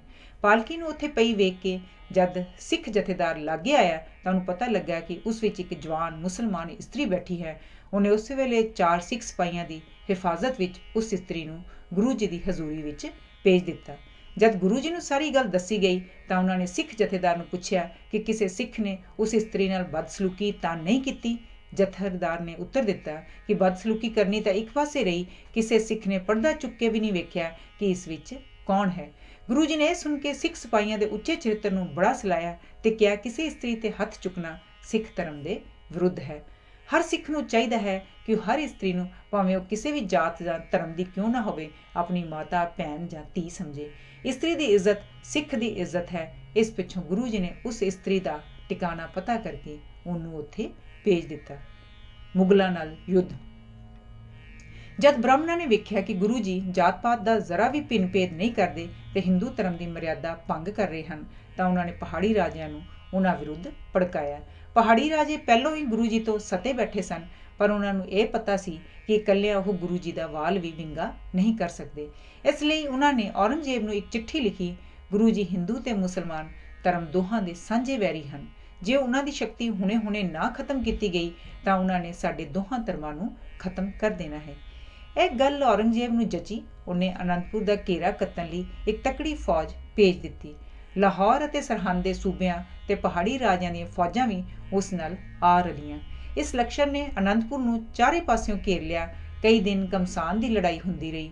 ਮੁਗਲ ਸੈਨਾ ਸੌਖੀ ਜਿੱਤ ਦੇ ਸੁਪਨੇ ਲੈ ਰਹੀ ਸੀ, ਪਰ ਸਿੱਖ ਐਸੀ ਬਹਾਦਰੀ ਨਾਲ ਲੜੇ ਕਿ ਮੁਗਲ ਫੌਜ ਦੇ ਹੋਸ਼ ਟਿਕਾਣੇ ਲਿਆ ਦਿੱਤੇ। ਪਹਿਲੇ ਦਿਨ ਹੀ ਮੁਗਲ ਸੈਨਾ ਦੇ 900 ਸਿਪਾਹੀ ਮਾਰੇ ਗਏ। ਮੁਗਲ ਸੈਨਾਪਤੀ ਨੇ ਸੋਚਿਆ ਕਿ ਸਿੱਧੀ ਲੜਾਈ ਨਾਲੋਂ ਕਿਲੇ ਦੀ ਨਾਕਾਬੰਦੀ ਜ਼ਿਆਦਾ ਲਾਭਦਾਇਕ ਸਿੱਧ ਹੋਵੇਗੀ। ਨਾਕਾਬੰਦੀ ਦਾ ਸਿੱਖਾਂ ਤੇ ਸੱਚਮੁੱਚ ਬੜਾ ਬੁਰਾ ਅਸਰ ਪਿਆ। ਜਲਦੀ ਹੀ ਰਸਦ ਮੁੱਕ ਗਈ ਤੇ ਉਹ ਭੁੱਖੇ ਮਰਨ ਲੱਗ ਪਏ। ਕਦੀ ਮੌਕਾ ਮਿਲਦਾ ਤਾਂ ਉਹ ਰਾਤ ਵੇਲੇ ਮੁਗਲ ਫੌਜ ਤੇ ਛਾਪਾ ਮਾਰ ਕੇ ਥੋੜੀ ਬਹੁਤ ਰਸਦ ਲੁੱਟ ਲਿਆਂਦੇ, ਪਰ ਇਸ ਤਰ੍ਹਾਂ ਬਹੁਤ ਦੇਰ ਤੱਕ ਕਿਵੇਂ ਗੁਜ਼ਾਰਾ ਚੱਲ ਸਕਦਾ ਸੀ। ਅੰਤ ਨੂੰ ਸਿੱਖ ਡੋਲ ਗਏ। ਉਹਨਾਂ ਨੇ ਗੁਰੂ ਜੀ ਨੂੰ ਕਿਲਾ ਛੱਡ ਕੇ ਚਲੇ ਜਾਣ ਦੀ ਸਲਾਹ ਦਿੱਤੀ। ਜਦ ਇਸ ਗੱਲ ਦਾ ਮੁਗਲਾਂ ਨੂੰ ਪਤਾ ਲੱਗਾ ਕਿ ਉਹਨਾਂ ਵੀ ਕਰਾਨ ਦੀਆਂ ਕਸਮਾਂ ਖਾ ਕੇ ਕਿਹਾ ਕਿ ਜੇ ਗੁਰੂ ਜੀ ਕਿਲਾ ਖਾਲੀ ਕਰਕੇ ਚਲੇ ਜਾਣ ਤਾਂ ਲੜਾਈ ਮੁੱਕ ਜਾਵੇਗੀ। ਇਹ ਸੁਣ ਕੇ ਸਿੱਖ ਗੁਰੂ ਜੀ ਨੂੰ ਕਿਲਾ ਛੱਡਣ ਲਈ ਹੋਰ ਜ਼ਿਆਦਾ ਮਜਬੂਰ ਕਰਨ ਲੱਗ ਪਏ। ਗੁਰੂ ਜੀ ਉਹਨਾਂ ਨੂੰ ਦੱਸਿਆ ਕਿ ਇਹ ਵੈਰੀ ਦੀ ਨਿਰੀ ਇੱਕ ਚਾਲ ਹੈ। ਸਿੱਖਾਂ ਨੂੰ ਮੁਗਲਾਂ ਦੇ ਵਿਸ਼ਵਾਸਘਾਤ ਦਾ ਸਬੂਤ ਦੇਣ ਲਈ ਗੁਰੂ ਜੀ ਨੇ ਕੁਝ ਬੋਰਿਆਂ ਵਿੱਚ ਕੂੜਾ ਕਰਕਟ ਭਰਵਾਇਆ ਤੇ ਉਹਨਾਂ ਨੂੰ ਖੱਚਰਾਂ ਤੇ ਬਲਦਾਂ ਤੇ ਲੱਦ ਕੇ ਉੱਥੋਂ ਕੀਮ ਖਾਬ ਨਾਲ ਢੱਕ ਕੇ ਕਿਲੇ ਤੋਂ ਬਾਹਰ ਲੈ ਜਾਣ ਦਾ ਹੁਕਮ ਦਿੱਤਾ ਤੇ ਇਹ ਖਬਰ ਉਡਾ ਦਿੱਤੀ ਕਿ ਗੁਰੂ ਜੀ ਕਿਲਾ ਖਾਲੀ ਕਰਕੇ ਜਾ ਰਹੇ ਹਨ। ਇਹ ਖਬਰ ਸੁਣਦਿਆਂ ਹੀ ਮੁਗਲ ਸੈਨਿਕਾਂ ਨੇ ਸਮਾਨ ਤੇ ਹੱਲਾ ਬੋਲ ਦਿੱਤਾ ਤੇ ਸਾਰਾ ਸਮਾਨ ਲੁੱਟ ਲਿਆ। ਜਦ ਉਹਨਾਂ ਨੇ ਬੋਰੀਆਂ ਖੋਲੀਆਂ ਤਾਂ ਵਿੱਚ ਕੇਵਲ ਕੂੜਾ ਕਰਕਟ ਵੇਖ ਕੇ ਬੜੇ ਸ਼ਰਮਿੰਦੇ ਹੋਏ। ਵੈਰੀ ਦੀ ਬੇਈਮਾਨੀ ਵੇਖ ਕੇ ਵੀ ਕਈ ਸਿੱਖ ਕਿਲਾ ਛੱਡਣ ਦੀ ਜ਼ਿੱਦ ਕਰਦੇ ਰਹੇ। ਉਹਨਾਂ ਨੇ ਮਾਤਾ ਜੀ ਨੂੰ ਵੀ ਆਪਣੇ ਵੱਲ ਕਰ ਲਿਆ। ਮਾਤਾ ਜੀ ਦੇ ਜ਼ੋਰ ਪਾਉਣ ਤੇ ਗੁਰੂ ਜੀ ਮੰਨ ਗਏ, ਪਰ ਉਹਨਾਂ ਨੇ ਸਿੱਖਾਂ ਨੂੰ 5 ਦਿਨ ਹੋਰ ਸਬਰ ਕਰਨ ਲਈ ਕਿਹਾ, ਪਰ ਸਿੱਖਾਂ ਨੇ ਗੁਰੂ ਜੀ ਦੀ ਇੱਕ ਨਾ ਸੁਣੀ। ਅੰਤ ਨੂੰ ਗੁਰੂ ਜੀ ਨੇ ਕਿਹਾ, ਚੰਗਾ, ਜਿਹੜੇ ਜਾਣਾ ਚਾਹੁੰਦੇ ਨੇ ਚਲੇ ਜਾਣ, ਪਰ ਜਾਣ ਤੋਂ ਪਹਿਲਾਂ ਉਹ ਮੈਨੂੰ ਲਿਖ ਕੇ ਦੇ ਜਾਣ ਕਿ ਮੈਂ ਤੁਹਾਡਾ ਗੁਰੂ ਨਹੀਂ ਤੇ ਤੁਸੀਂ ਮੇਰੇ ਸਿੱਖ ਨਹੀਂ। ਬਹੁਤ ਸਾਰਿਆਂ ਨੇ ਵਿਦਾਵਾ ਲਿਖ ਦਿੱਤਾ ਤੇ ਗੁਰੂ ਜੀ ਦਾ ਸਾਥ ਛੱਡ ਕੇ ਆਪਣੇ ਘਰਾਂ ਵੱਲ ਤੁਰ ਪਏ। ਗੁਰੂ ਜੀ ਪਾਸ ਕੇਵਲ 45 ਸਿੱਖ ਰਹਿ ਗਏ। ਗੁਰੂ ਜੀ ਆਗਿਆਕਾਰ ਸਪੁੱਤਰ ਸਨ। ਉਹ ਮਾਤਾ ਜੀ ਦੇ ਹੁਕਮ ਨੂੰ ਪਾਲਦੇ ਹੋਏ ਕੁਝ ਦਿਨਾਂ ਪਿੱਛੋਂ ਆਪ ਅਤੇ ਆਪਣੇ ਵਫਾਦਾਰ ਸਿੱਖਾਂ ਸਮੇਤ ਕਿਲਾ ਖਾਲੀ ਕਰ ਗਏ। ਉਹ ਥੋੜੀ ਦੂਰ ਹੀ ਗਏ ਸਨ ਕਿ ਦਿਨ ਚੜ੍ਹ ਆਇਆ। ਗੁਰੂ ਜੀ ਨੇ ਇੱਕ ਸੁੰਦਰ ਥਾਂ ਵੇਖ ਕੇ ਡੇਰੇ ਲਾ ਲਏ। ਆਸਾ ਦੀ ਆਵਾਜ਼ ਪਿੱਛੋਂ ਅਰਦਾਸਾ ਸੋਧਿਆ ਗਿਆ ਤੇ ਗੁਰੂ ਜੀ ਨੇ ਚਮਕੌਰ ਵੱਲ ਕੂਚ ਕਰਨ ਦਾ ਹੁਕਮ ਦੇ ਦਿੱਤਾ। ਚਮਕੌਰ ਇਤਨੇ ਵਿੱਚ ਵੈਰੀ ਨੂੰ ਸੂਹ ਮਿਲ ਗਈ ਕਿ ਗੁਰੂ ਜੀ ਕਿਲਾ ਖਾਲੀ ਕਰ ਗਏ ਹਨ। ਵੈਰੀ ਦੇ ਇੱਕ ਦਸਤੇ ਨੇ ਉਹਨਾਂ ਦਾ ਪਿੱਛਾ ਕੀਤਾ। ਸਰਸਾ ਨਦੀ ਦੇ ਕੰਢੇ ਤੇ ਦੋਹਾਂ ਵਿੱਚ ਇੱਕ ਸਖਤ ਝੜਪ ਹੋਈ। ਫਿਰ ਵੀ ਸਿੱਖ ਸਦੀ ਨਦੀ ਪਾਰ ਕਰਨ ਵਿੱਚ ਸਫਲ ਹੋ ਗਏ। ਇਸ ਹਫੜਾ ਦਫੜੀ ਵਿੱਚ ਮਾਤਾ ਗੁਜਰੀ ਤੇ ਦੋਵੇਂ ਛੋਟੇ ਸਾਹਿਬਜ਼ਾਦੇ ਗੁਰੂ ਜੀ ਤੋਂ ਵਿਛੜ ਗਏ। ਉਧਰ ਗੁਰੂ ਜੀ ਦੋਵਾਂ ਵੱਡਿਆਂ ਸਾਹਿਬਜ਼ਾਦਿਆਂ ਤੇ ਕੁਝ ਸਿੱਖਾਂ ਸਮੇਤ ਚਮਕੌਰ ਪਹੁੰਚ ਗਏ। ਉੱਥੇ ਉਹਨਾਂ ਇੱਕ ਖਾਲੀ ਪਈ ਹਵੇਲੀ ਵਿੱਚ ਜਾ ਮੋਰਚੇ ਲਾਏ। ਕੁਝ ਚਿਰ ਪਿੱਛੋਂ ਸ਼ਾਹੀ ਫੌਜ ਵੀ ਉਹਨਾਂ ਦਾ ਪਿੱਛਾ ਕਰਦੀ ਹੋਈ ਉੱਥੇ ਆ ਪਹੁੰਚੀ। ਉਹਨੇ ਸਵੇਰ ਹੁੰਦਿਆਂ ਹੀ ਗੜੀ ਤੇ ਹੱਲਾ ਬੋਲ ਦਿੱਤਾ। ਮੁਗਲ ਸੈਨਾ ਦੇ 3 ਜਰਨੈਲ ਪਹਿਲੇ ਹੱਲੇ ਵਿੱਚ ਹੀ ਗੁਰੂ ਜੀ ਦੇ ਤੀਰਾਂ ਦਾ ਨਿਸ਼ਾਨਾ ਬਣ ਗਏ। ਵੈਰੀ ਨੇ ਹੱਲਾ ਬੋਲ ਕੇ ਗੜੀ ਦਾ ਦਰਵਾਜ਼ਾ ਤੋੜਨ ਦਾ ਯਤਨ ਕੀਤਾ, ਪਰ ਕੁਝ ਸਿੱਖਾਂ ਨੇ ਗੜੀ ਤੋਂ ਬਾਹਰ ਨਿਕਲ ਕੇ ਵੈਰੀ ਦੇ ਖੂਬ ਕੜਾਕੇ ਕੱਢੇ। ਸਿੱਖ ਸੂਰਮਿਆਂ ਦੀ ਬਹਾਦਰੀ ਵੇਖ ਕੇ ਸਾਹਿਬਜ਼ਾਦਾ ਅਜੀਤ ਸਿੰਘ ਦੇ ਖੂਨ ਨੇ ਵੀ ਉਬਾਲਾ ਖਾਧਾ। ਉਹਨਾਂ ਨੇ ਗੁਰੂ ਜੀ ਤੋਂ ਮੈਦਾਨ ਵਿੱਚ ਜਾਣ ਦੀ ਆਗਿਆ ਮੰਗੀ। ਗੁਰੂ ਜੀ ਆਪਣੇ ਬਹਾਦਰ ਪੁੱਤਰ ਦੀ ਇਸ ਦਲੇਰੀ ਤੇ ਬੜੇ ਖੁਸ਼ ਹੋਏ। ਗੁਰੂ ਜੀ ਨੇ ਸਾਹਿਬਜ਼ਾਦਾ ਅਜੀਤ ਸਿੰਘ ਨੂੰ ਆਪਣੇ ਹੱਥੀਂ ਤਿਆਰ ਕੀਤਾ ਤੇ ਘੋੜੇ ਤੇ ਚੜਾ ਕੇ ਮੈਦਾਨ ਵਿੱਚ ਭੇਜ ਦਿੱਤਾ। ਸਾਹਿਬਜ਼ਾਦਾ ਅਜੀਤ ਸਿੰਘ ਨੇ ਬੇਮਿਸਾਲ ਬਹਾਦਰੀ ਵਿਖਾਈ ਤੇ ਵੈਰੀਆਂ ਦੇ ਆਹੂ ਲਾਂਦੇ ਹੋਏ ਸ਼ਹੀਦੀ ਪ੍ਰਾਪਤ ਕਰ ਗਏ। ਛੋਟੇ ਸਾਹਿਬਜ਼ਾਦਾ ਜੁਝਾਰ ਸਿੰਘ ਵੀ ਆਪਣੇ ਵੱਡੇ ਭਰਾ ਨੂੰ ਸ਼ਹੀਦ ਹੁੰਦਿਆਂ ਵੇਖ ਕੇ ਰਹਿ ਨਾ ਸਕੇ। ਉਹਨਾਂ ਵੀ ਗੁਰੂ ਜੀ ਤੋਂ ਜੰਗ ਵਿੱਚ ਜਾਣ ਦੀ ਆਗਿਆ ਲਈ ਤੇ ਸ਼ਸਤਰਾਂ ਨਾਲ ਲੈਸ ਹੋ ਕੇ ਗੜੀ ਤੋਂ ਬਾਹਰ ਨਿਕਲੇ ਤੇ ਵੈਰੀਆਂ ਦੀਆਂ ਸਫਾਂ ਵਿੱਚ ਤਬਾਹੀ ਮਚਾਉਂਦੇ ਹੋਏ ਸ਼ਹੀਦ ਹੋ ਗਏ। ਇਤਨੇ ਨੂੰ ਰਾਤ ਪੈ ਗਈ। ਲੜਾਈ ਮੁੱਕ ਗਈ। ਸਿੱਖਾਂ ਨੇ ਗੁਰੂ ਜੀ ਨੂੰ ਕਿਹਾ, ਅਸੀਂ ਬੇਨਤੀ ਕਰਦੇ ਹਾਂ ਕਿ ਤੁਸੀਂ ਰਾਤੋਂ ਰਾਤ ਇਸ ਗੜੀ ਵਿੱਚੋਂ ਨਿਕਲ ਚੱਲੋ। ਜੇ ਤੁਸੀਂ ਵੀ ਇੱਥੇ ਹੀ ਸ਼ਹੀਦ ਹੋ ਗਏ ਤਾਂ ਪੰਥ ਦਾ ਵਲੀ ਵਾਰਸ ਕੌਣ ਹੋਏਗਾ। ਗੁਰੂ ਜੀ ਨੇ ਸਿੱਖਾਂ ਦੀ ਬੇਨਤੀ ਮੰਨ ਲਈ। ਅੱਧੀ ਰਾਤ ਵੇਲੇ 3 ਸਿੱਖਾਂ ਸਮੇਤ ਉਹ ਗੜੀ ਤੋਂ ਬਾਹਰ ਨਿਕਲ ਗਏ। ਕੁਝ ਦੂਰ ਜਾ ਕੇ ਉਹਨਾਂ ਨੇ ਉੱਚੀ ਸਾਰੀ ਆਵਾਜ਼ ਦਿੱਤੀ, ਸਿੱਖਾਂ ਦਾ ਗੁਰੂ ਚੱਲਿਆ ਜੇ ਹਿੰਮਤ ਹੈ ਤਾਂ ਫੜ ਲਓ। ਗੁਰੂ ਜੀ ਦੀ ਲਲਕਾਰ ਸੁਣ ਕੇ ਵੈੜੀਆਂ ਵਿੱਚ ਹਫੜਾ ਦਫੜੀ ਮੱਚ ਗਈ। ਗੁਰੂ ਜੀ ਨੂੰ ਫੜਨ ਦੀ ਥਾਂ ਉਹ ਰਾਤ ਦੇ ਹਨੇਰੇ ਵਿੱਚ ਆਪਸ ਵਿੱਚ ਹੀ ਗੁੱਥਮ ਗੁੱਥਾ ਹੋ ਕੇ ਲੜ ਮਰੇ। ਅਗਲੇ ਦਿਨ ਕੁਝ ਸਿੱਖ ਜੋ ਹਵੇਲੀ ਵਿੱਚ ਪਿੱਛੇ ਰਹਿ ਗਏ ਸਨ, ਇੱਕ ਇੱਕ ਕਰਕੇ ਬਹਾਦਰੀ ਦੇ ਜੌਹਰ ਵਿਖਾਉਂਦੇ ਹੋਏ ਸ਼ਹੀਦੀਆਂ ਪਾ ਗਏ। ਭਾਈ ਕਨ੍ਹਈਆ ਵੈਰੀਆਂ ਨੇ ਅਨੰਦਪੁਰ ਦੇ ਗਿਰਦ ਘੇਰਾ ਕੱਤਿਆ ਹੋਇਆ ਸੀ ਤੇ ਲੜਾਈ ਬੜੇ ਜ਼ੋਰਾਂ ਵਿੱਚ ਸੀ। ਇੱਕ ਦਿਨ ਕੁਝ ਸਿੱਖ ਸੈਨਿਕ ਭਾਈ ਕਨ੍ਹਈਆ ਨਾਂ ਦੇ ਇੱਕ ਸਿੱਖ ਨੂੰ ਪਕੜ ਕੇ ਗੁਰੂ ਜੀ ਪਾਸ ਲਿਆਏ। ਉਹਨਾਂ ਦੱਸਿਆ ਕਿ ਭਾਈ ਕਨ੍ਹਈਆ ਜ਼ਖਮੀ ਮੁਸਲਮਾਨ ਸਿਪਾਹੀਆਂ ਨੂੰ ਪਾਣੀ ਪਿਆ ਰਿਹਾ ਸੀ। ਗੁਰੂ ਜੀ ਨੇ ਭਾਈ ਕਨ੍ਹਈਏ ਤੋਂ ਪੁੱਛਿਆ ਕਿ ਉਸ 'ਤੇ ਲੱਗਾ ਦੋਸ਼ ਠੀਕ ਹੈ। ਭਾਈ ਕਨ੍ਹਈਏ ਨੇ ਆਪਣਾ ਦੋਸ਼ ਮੰਨ ਲੈਣ 'ਤੇ ਗੁਰੂ ਜੀ ਨੇ ਉਸ ਤੋਂ ਫਿਰ ਪੁੱਛਿਆ, ਤੂੰ ਮੁਸਲਮਾਨ ਸਿਪਾਹੀਆਂ ਨੂੰ ਪਾਣੀ ਕਿਉਂ ਪਿਆ ਰਿਹਾ ਸੈਂ? ਤੈਨੂੰ ਪਤਾ ਨਹੀਂ ਉਹ ਸਾਡੇ ਦੁਸ਼ਮਣ ਨੇ? ਭਾਈ ਕਨ੍ਹਈਏ ਨੇ ਬੜੀ ਨਿਮਰਤਾ ਨਾਲ ਉੱਤਰ ਦਿੱਤਾ, ਸੱਚੇ ਪਾਤਸ਼ਾਹ, ਮੈਨੂੰ ਕੀ ਪਤਾ ਹੈ ਕਿ ਦੋਸਤ ਕੌਣ ਹੈ ਤੇ ਦੁਸ਼ਮਣ ਕੌਣ? ਮੈਨੂੰ ਤਾਂ ਹਰ ਮਨੁੱਖ ਵਿੱਚ ਤੁਹਾਡਾ ਹੀ ਰੂਪ ਦਿਸਦਾ ਹੈ। ਇਹ ਉੱਤਰ ਸੁਣ ਕੇ ਗੁਰੂ ਜੀ ਬੜੇ ਪ੍ਰਸੰਨ ਹੋਏ। ਉਹਨਾਂ ਉੱਥੇ ਖੜੇ ਹੋਰਨਾਂ ਸਿੱਖਾਂ ਨੂੰ ਕਹਿਣ ਲੱਗੇ, ਭਾਈ ਕਨ੍ਹਈਏ ਨੇ ਮਨੁੱਖਤਾ ਦੀ ਇੱਕ ਉੱਚੀ ਮਿਸਾਲ ਕਾਇਮ ਕੀਤੀ ਹੈ। ਭਾਈ ਕਨ੍ਹਈਏ ਵਾਂਗ ਹਰ ਸਿੱਖ ਦਾ ਫਰਜ਼ ਹੈ ਕਿ ਉਹ ਦੁਖੀਆਂ ਦੀ ਸਹਾਇਤਾ ਕਰੇ, ਭਾਵੇਂ ਉਹ ਦੋਸਤ ਹੋਣ ਜਾਂ ਦੁਸ਼ਮਣ। ਦੋਸਤ ਦੁਸ਼ਮਣ ਦਾ ਬਿਨਾਂ ਫਰਕ ਕੀਤਿਆਂ ਜ਼ਖਮੀਆਂ ਦੀ ਸੇਵਾ ਕਰਨੀ ਰੈੱਡ ਕਰਾਸ ਲਹਿਰ ਦਾ ਮੁੱਖ ਅਸੂਲ ਹੈ। ਇਹ ਲਹਿਰ ਤਾਂ ਥੋੜ੍ਹਾ ਚਿਰ ਹੋਇਆ ਯੂਰਪ ਵਾਲਿਆਂ ਨੇ ਚਲਾਈ ਹੈ, ਪਰ ਭਾਈ ਕਨ੍ਹਈਏ ਦੀ ਸਾਖੀ ਦੱਸਦੀ ਹੈ ਕਿ ਗੁਰੂ ਜੀ ਨੇ ਅੱਜ ਤੋਂ 300 ਸਾਲ ਪਹਿਲਾਂ ਹੀ ਇਸ ਦਾ ਮੁੱਢ ਬੰਨ੍ਹ ਦਿੱਤਾ ਸੀ। ਉੱਚ ਦੇ ਪੀਰ ਜਦ ਗੁਰੂ ਜੀ ਚਮਕੌਰ ਦੀ ਗੜੀ ਤੋਂ ਬਾਹਰ ਨਿਕਲੇ ਤਾਂ ਉਹ 3 ਸਿੱਖ ਜੋ ਗੁਰੂ ਜੀ ਨਾਲ ਸਨ ਹਨੇਰੇ ਵਿੱਚ ਉਹਨਾਂ ਤੋਂ ਵਿਛੜ ਗਏ। ਗੁਰੂ ਜੀ ਇਕੱਲੇ ਹੀ ਪੈਂਡਾ ਕੱਟਦੇ ਹੋਏ ਮਾਛੀਵਾੜੇ ਜਾ ਪਹੁੰਚੇ। ਉਹਨਾਂ ਦੇ ਪੈਰ ਲਹੂ ਲਹਾਨ ਹੋਏ ਸਨ। ਭੁੱਖ ਪਿਆਸ ਨਾਲ ਉਹਨਾਂ ਦਾ ਸਰੀਰ ਬਿਲਕੁਲ ਦੁਰਬਲ ਹੋ ਗਿਆ ਸੀ। ਉਹ ਇੱਕ ਬਾਗ ਵਿੱਚ ਵੱਟ ਤੇ ਸਿਰ ਰੱਖ ਕੇ ਸੌਂ ਗਏ। ਇਹ ਬਾਗ 2 ਪਠਾਨਾਂ ਗਣੀ ਖਾਂ ਤੇ ਨਬੀ ਖਾਂ ਦਾ ਸੀ। ਜਦ ਉਹ ਸਵੇਰੇ ਸਵੇਰੇ ਉੱਥੇ ਆਏ ਤਾਂ ਗੁਰੂ ਜੀ ਨੂੰ ਇਸ ਹਾਲਤ ਵਿੱਚ ਵੇਖ ਕੇ ਬੜੇ ਹੈਰਾਨ ਹੋਏ।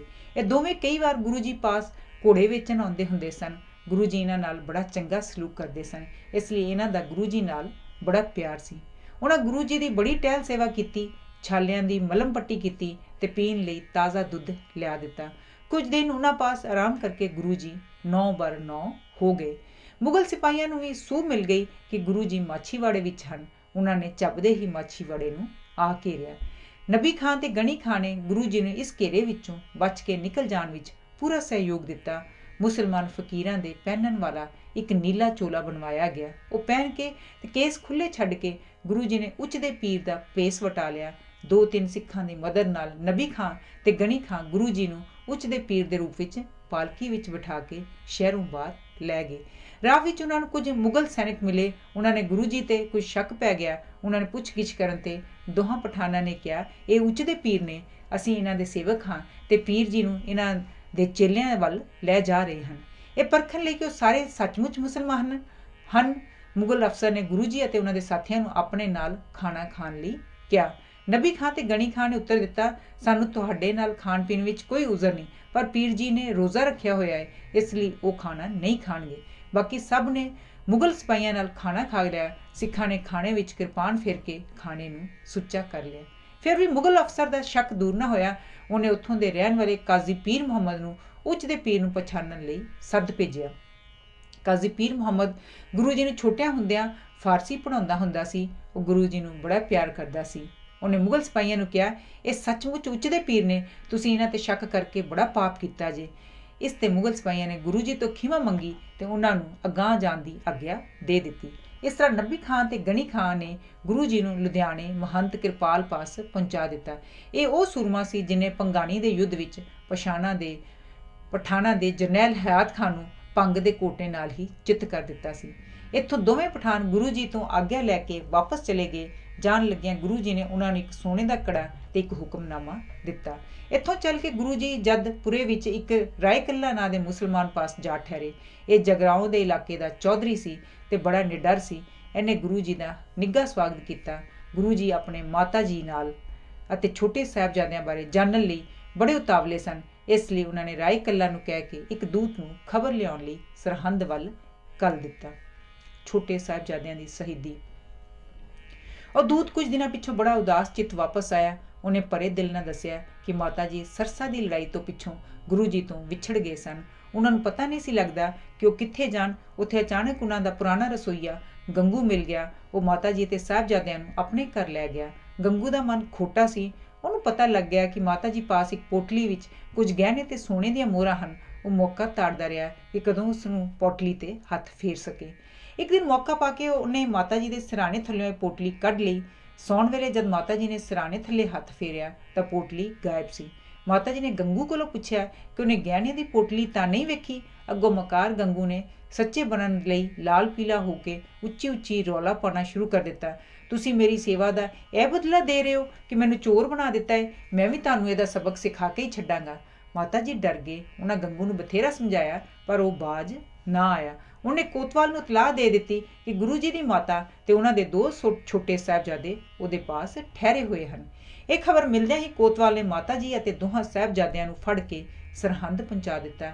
ਇੱਥੇ ਉਹਨਾਂ ਨੂੰ ਇੱਕ ਬੁਰਜ ਵਿੱਚ ਕੈਦ ਕਰ ਦਿੱਤਾ ਗਿਆ। ਅਗਲੀ ਸਵੇਰ ਸਾਹਿਬਜ਼ਾਦਿਆਂ ਨੂੰ ਨਵਾਬ ਸਾਹਮਣੇ ਪੇਸ਼ ਕੀਤਾ ਗਿਆ ਤਾਂ ਉਹਨਾਂ ਨੇ ਸਲਾਮ ਕਰਨ ਦੀ ਥਾਂ ਗੱਜ ਕੇ ਕਿਹਾ, ਵਾਹਿਗੁਰੂ ਜੀ ਕਾ ਖਾਲਸਾ, ਵਾਹਿਗੁਰੂ ਜੀ ਕੀ ਫਤਿਹ।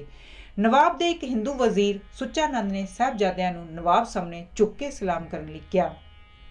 ਉਹਨਾਂ ਨੇ ਅੱਗੋਂ ਉੱਤਰ ਦਿੱਤਾ ਕਿ ਗੁਰੂ ਜੀ ਨੇ ਉਹਨਾਂ ਨੂੰ ਇਹ ਸਿੱਖਿਆ ਦਿੱਤੀ ਹੈ ਕਿ ਪਰਮਾਤਮਾ ਤੋਂ ਸਿਵਾ ਹੋਰ ਕਿਸੇ ਸਾਹਮਣੇ ਨਹੀਂ ਝੁਕਣਾ। ਇਸ ਪਿੱਛੋਂ ਨਵਾਬ ਨੇ ਉਹਨਾਂ ਨੂੰ ਮੁਸਲਮਾਨ ਬਣਨ ਜਾਂ ਮੌਤ ਕਬੂਲ ਕਰਨ ਲਈ ਕਿਹਾ। ਦੋਹਾਂ ਸਾਹਿਬਜ਼ਾਦਿਆਂ ਨੇ ਨਿਤੜਕ ਹੋ ਕੇ ਉੱਤਰ ਦਿੱਤਾ, ਅਸੀਂ ਮਰਨਾ ਕਬੂਲ ਕਰਦੇ ਹਾਂ। ਇਸ ਤੋਂ ਨਵਾਬ ਨੇ ਹੁਕਮ ਦਿੱਤਾ ਕਿ ਉਹਨਾਂ ਨੂੰ ਕੰਧਾਂ ਵਿੱਚ ਚਿਣ ਦਿੱਤਾ ਜਾਏ। ਜਦ ਕੰਧ ਸਾਹਿਬਜ਼ਾਦਿਆਂ ਦੇ ਮੋਢਿਆਂ ਤੱਕ ਪਹੁੰਚ ਗਈ ਤਾਂ ਇੱਕ ਵਾਰ ਫਿਰ ਉਹਨਾਂ ਨੂੰ ਮੁਸਲਮਾਨ ਬਣਨ ਲਈ ਕਿਹਾ ਗਿਆ। ਉਹਨਾਂ ਦੇ ਇਨਕਾਰ ਕਰਨ ਤੇ ਜਲਾਦ ਨੇ ਉਹਨਾਂ ਦੇ ਸੀਸ ਧੜ ਨਾਲੋਂ ਜੁਦਾ ਕਰ ਦਿੱਤੇ। ਜਦੋਂ ਮਾਤਾ ਜੀ ਨੂੰ ਇਹ ਦਿਲ ਤੋੜਵੀਂ ਖਬਰ ਮਿਲੀ ਤਾਂ ਉਹ ਮੂਰਛਾ ਖਾ ਕੇ ਬੁਰਜ ਤੋਂ ਥੱਲੇ ਡਿੱਗ ਪਏ ਤੇ ਡਿੱਗਦਿਆਂ ਹੀ ਸਵਾਸ ਤਿਆਗ ਦਿੱਤੇ। ਗੁਰੂ ਜੀ ਚੁੱਪਚਾਪ ਇਹ ਸਾਰਾ ਹਾਲ ਸੁਣਦੇ ਰਹੇ ਤੇ ਕਹਿਣ ਲੱਗੇ, ਮੇਰੇ ਪੁੱਤਰਾਂ ਨੇ ਅਕਾਲ ਪੁਰਖ ਦੇ ਚਰਨਾਂ ਵਿੱਚ ਜਾ ਵਾਸ ਕੀਤਾ ਹੈ। ਮੇਰਾ ਪੁੱਤਰ ਖਾਲਸਾ ਸਦਾ ਜਿਉਂਦਾ ਰਹੇਗਾ।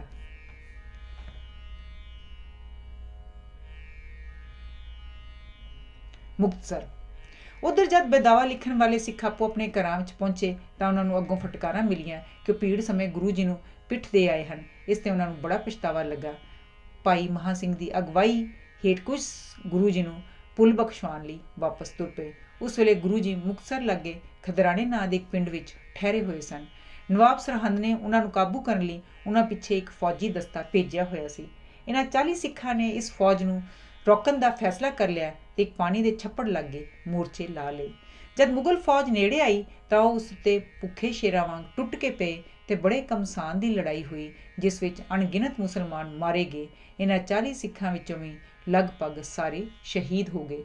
ਗਰਮੀ ਬੜੀ ਸੀ। ਮੁਗਲ ਸਿਪਾਹੀ ਪਿਆਸ ਤੇ ਗਰਮੀ ਨਾਲ ਨਿਡਾਲ ਹੋ ਗਏ। ਇਤਨੇ ਨੂੰ ਲੂ ਚੱਲਣ ਲੱਗ ਪਈ। ਇਸ ਨਾਲ ਵੈਰੀ ਦੀ ਹਾਲਤ ਹੋਰ ਵੀ ਖਰਾਬ ਹੋ ਗਈ।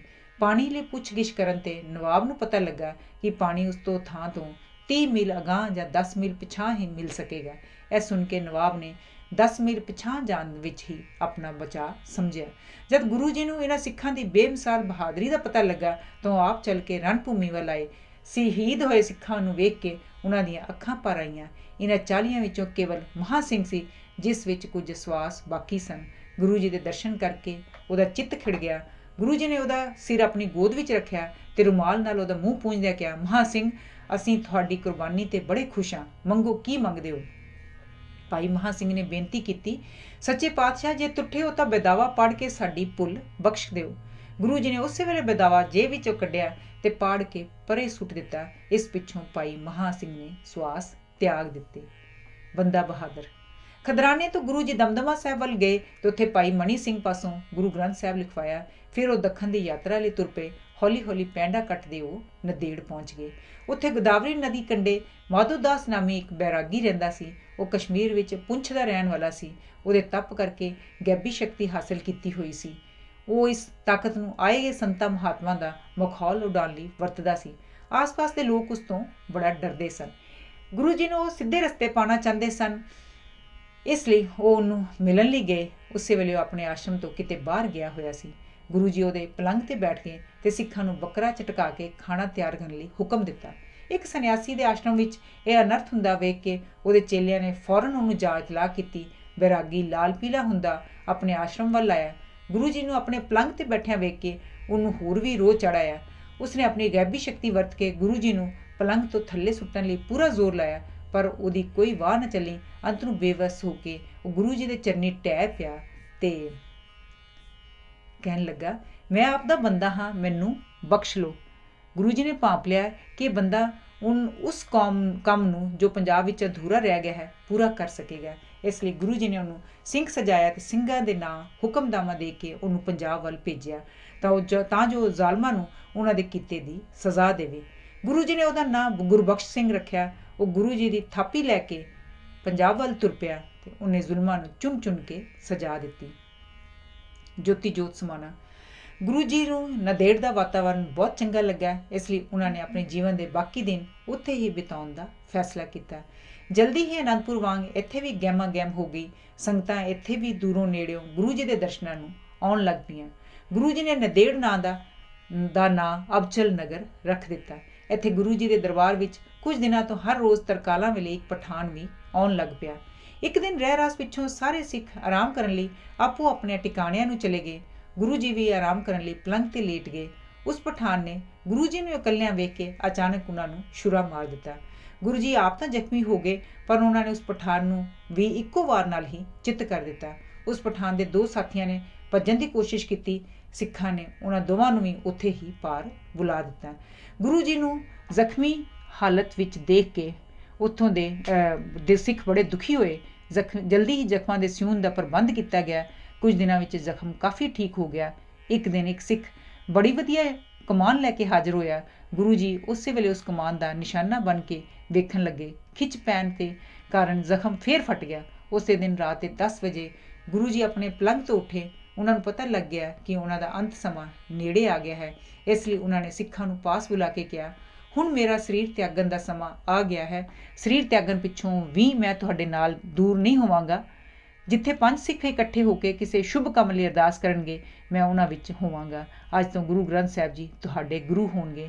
ਇਸ ਪਿੱਛੋਂ ਗੁਰੂ ਜੀ ਜੋਤੀ ਜੋਤ ਸਮਾ ਗਏ। ਇਸ ਥਾਂ ਤੋਂ ਬਾਅਦ ਵਿੱਚ ਮਹਾਰਾਜਾ ਰਣਜੀਤ ਸਿੰਘ ਨੇ ਇੱਕ ਗੁਰਦੁਆਰਾ ਬਣਵਾਇਆ ਜਿਸ ਦਾ ਨਾਂ ਸ਼੍ਰੀ ਹਜ਼ੂਰ ਸਾਹਿਬ ਹੈ।